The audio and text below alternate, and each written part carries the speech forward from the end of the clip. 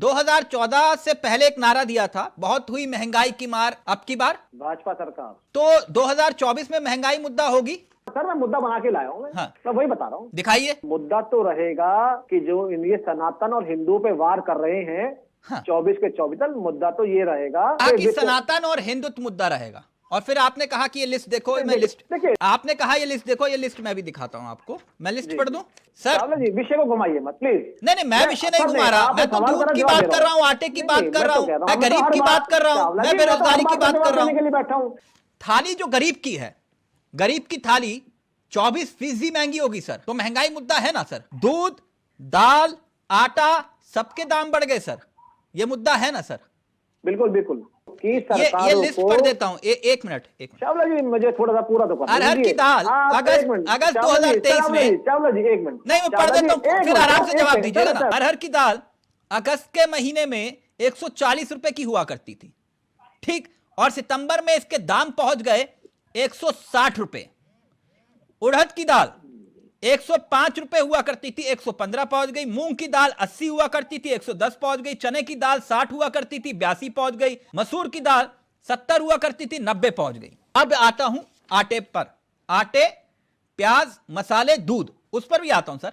चावल करीब 9%, अरहर की दाल करीब 37%, प्याज 23%, मसाले 28%, दूध 9%। क्योंकि मैं सिलेंडर का जिक्र नहीं करूंगा, वो आप खुद ही तय करिए। 600 वाला 200 रुपए कम करके आप सब कुछ तय करिए चावला जी। हाँ, तो मैं जानना चाह रहा हूं, ये महंगाई अब चुभती है आपको कि नहीं? अगर आप केंद्र सरकार पे टीटरा फोड़ना चाहते हैं तो केंद्र राज्य सरकारों को भी देखना चाहिए। आपने दालों की दर बताई, हम तो दालों की दर, अगर पिछले आप कहोगे कि आप पिछली बात करते हो, हमने देखा जो सबसे सस्ती चने की दाल 2014 से पहले तो मनमोहन सरकार जिम्मेदार होती थी ना। चावला जी मुझे बोलने तो दीजिए। खाद्य महंगाई दर अगस्त के महीने में 10% से ज्यादा, जुलाई में करीब 12% के करीब पहुंच गई थी। जुलाई में खाद्य महंगाई दर। खुदरा महंगाई दर अगस्त में 6.8%, जुलाई में 15 महीने के सबसे ज्यादा 7.44%, और आरबीआई का जो कैपिंग है वो 6% के आसपास। सर महंगाई है, आप मान रहे हैं इस बात को, है ना सर? तो गरीब की थाली जिसका जिक्र करते थे, बहुत हुई महंगाई की मार, तो महंगाई मुद्दा है ना 24 में, मानते हैं ना आप? मैं बिल्कुल मानता हूं आपकी बात का, बिल्कुल निडरता। या फिर आप मुझे ये कह रहे हैं कि महंगाई के मुद्दे के इतर जब हम सनातन और हिंदुत्व का जिक्र करेंगे तो वो मुद्दे खत्म, गौण? आपने परसेंटेज तो मुझे बहुत गिना दी चावला जी। जो पिछली पार्टी जो छोड़ के गई देश को, किस कारागार पे छोड़े गई थी, कहां? तो महंगाई के लिए भी नेहरू जिम्मेदार है। वही तो कह रहा हूं ना, वो तो बता दीजिए कि अगर वाकई इस आंकड़े में दम है तो ये आंकड़ा बहुत गंभीर है, क्योंकि ये आंकड़ा हिंदुस्तान की बहुत बड़ी आबादी से जुड़ा है। आंकड़ा यह है कि 5 साल में 47% लोगों ने, 5 साल में 47% लोगों ने अपनी जीवन बीमा पॉलिसी को सरेंडर कर दिया। मतलब देशवासियों का भविष्य दांव पर लग गया। अगर जीवन बीमा पॉलिसी जो है वो करीब 47% लोगों ने अगर सरेंडर कर दी, तो आपको हैरानी हुई प्रदीप जी सुन के? बिल्कुल बिल्कुल हैरानी हुई।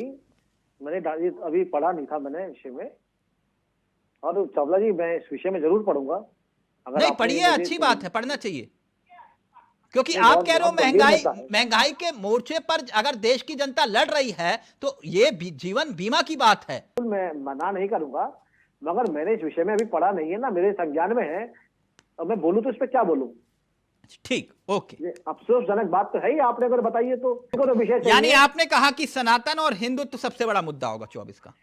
भारतीय जनता पार्टी का कोई कार्यकर्ता, नेता हिंदू, मुस्लिम, सिख, ईसाई के बारे में कोई स्टेटमेंट नहीं देता है। केवल ये जो इंडिया जो करप्ट है, यही केवल दे रहे हैं। चिंता मत कीजिए, 120 करोड़ हिंदू सुपड़ा साफ कर देंगे 24 के 24 दलों का। प्लीज एक मिनट, आपने कहा कि आपके नेता इस तरह की कोई बात नहीं करते हैं। प्रदीप जी, वो चाकू छुरी तेज करवा लो, वो किसने कहा था? वो किसने कहा था कि गोली मारो? वो फिर किसने कहा था कि कपड़ों से पहचाना जाता है? और किसने कहा था कि शाइन इतनी जोर से बटन दबाओ कि शाइन बाग तक करंट जाए? बिल्कुल सही बात है, कोई दिक्कत नहीं है। जो फिर आप कह रहे हो कि